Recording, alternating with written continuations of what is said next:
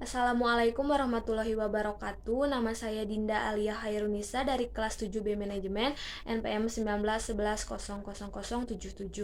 Di video kali ini saya akan memaparkan materi mengenai pengambilan keputusan etis dan juga pertimbangan etika dalam pengambilan keputusan. Untuk materi pertama yaitu saya akan menyampaikan mengenai pengambilan keputusan etis. Apa sih pengambilan keputusan etis ini?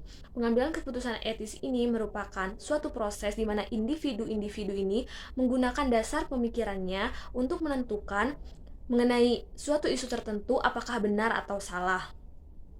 Dan dalam pengambilan keputusan etis ini dapat dilakukan 4 pendekatan. Yang pertama yaitu ada pendekatan filosofi, yang kedua pendekatan 5 pertanyaan, yang ketiga pendekatan standar moral, dan yang keempat yaitu pendekatan pastin. Dalam pengambilan keputusan etis ini terdapat juga nilai-nilai etis, di mana nilai-nilai etis ini merupakan keyakinan atau prinsip-prinsip yang secara adil untuk tujuan kesejahteraan. Adapun dua elemen penting dalam nilai-nilai etis ini yaitu yang pertama, nilai yang etis bertujuan untuk kesejahteraan, yang kedua, kesejahteraan atas dasar nilai etis bukan merupakan kesejahteraan yang bersifat pribadi dan egois. Selain itu, ada juga 5 prinsip etika bisnis yang dikutip dari Bisnis Menurut Sony Kerap tahun 1998. Yang pertama yaitu mengenai prinsip otonomi. Prinsip otonomi ini merupakan sikap atau kemampuan manusia untuk mengambil keputusan dan bertindak berdasarkan kesadarannya tentang apa yang dianggapnya baik untuk dilakukan. Yang kedua yaitu prinsip kejujuran. Dan yang ketiga yaitu prinsip keadilan, keempat prinsip saling menguntungkan, dan yang kelima yaitu prinsip integritas moral. Selain itu, ada juga cara-cara pengambilan keputusan etis dalam konteks pribadi dan profesional, di mana dapat dilakukan dengan 5 cara. Yang pertama yaitu menentukan fakta-fakta yang dibutuhkan, yang kedua mengenali terlebih dahulu sebuah keputusan atau permasalahan, yang ketiga mengidentifikasi dan mempertimbangkan semua pihak yang dapat dipengaruhi oleh keputusan, yang keempat yaitu mempertimbangkan alternatif-alternatif yang tersedia, dan yang terakhir yaitu mengambil keputusan-keputusan harus tetap dilakukan seperti apapun kondisinya. Untuk selanjutnya, ada pengambilan keputusan yang etis dalam konteks tanggung jawab, pemberi kerja, dan juga hak karyawan. Yang pertama, yaitu mengenai isu-isu di tempat kerja, yang kedua yaitu parameter dan hubungan kerja, lalu yang ketiga ada perampingan, dan yang terakhir yaitu kesehatan dan keselamatan kerja. Ada juga pengambilan keputusan yang etis dalam konteks penggunaan teknologi dan privasi di tempat kerja, yang diantaranya yaitu mengenai kejujuran dan akurasi, lalu menghargai privasi, menghargai hak-hak kepemilikan dan rasa aman, dan juga akuntabilitas. Dan selain itu ada juga pengambilan keputusan yang etis dalam konteks pemasaran, di mana harus adanya kejujuran, keadilan, kesehatan, dan keselamatan bagi konsumen. Dan yang terakhir yaitu mengenai pengambilan keputusan yang etis dalam konteks tata kelola perusahaan, akuntansi, dan keuangan, di mana terdapatnya standar, independensi, seleksi, kepemimpinan, tenaga ahli, budaya, dan juga tanggung jawab.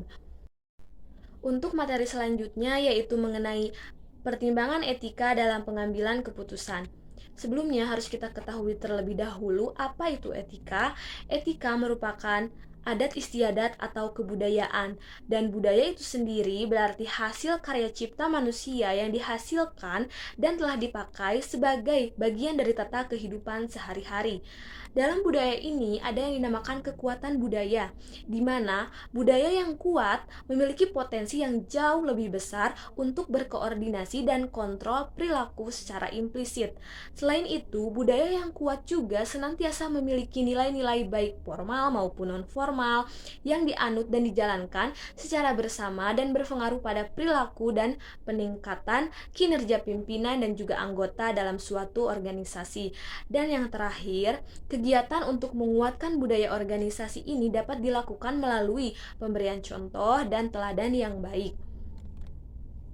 Hubungan etika dan budaya ini apa sih? Hubungan etika dan budaya ini memiliki hubungan yang erat, di mana masyarakat yang berbudaya tinggi dianggap lebih mengerti dan memahami etika. Begitupun sebaliknya, di mana masyarakat dengan pemahaman budaya yang rendah akan cenderung memahami atau memiliki etika yang rendah pula. Dan dapat disimpulkan di sini bahwa pertimbangan etis yaitu merupakan kemampuan seseorang dalam mempertimbangkan tindakan etis yang diambilnya apakah sudah benar secara moral dan bagaimana pengaruhnya terhadap orang lain. Kita membahas mengenai etika dan moral. Di sini etika merupakan dimensi moralitas yang berkaitan erat dengan adat istiadat dan kebiasaan yang telah diterima dengan tujuan untuk membedakan mana perilaku yang baik, mana perilaku yang buruk, mana perilaku yang benar, dan mana perilaku yang salah. Dan etika ini juga dapat diterjemahkan sebagai bentuk tindakan yang mengacu pada moralitas sebagai tolak ukurnya. Di sini ada 3 perspektif moral.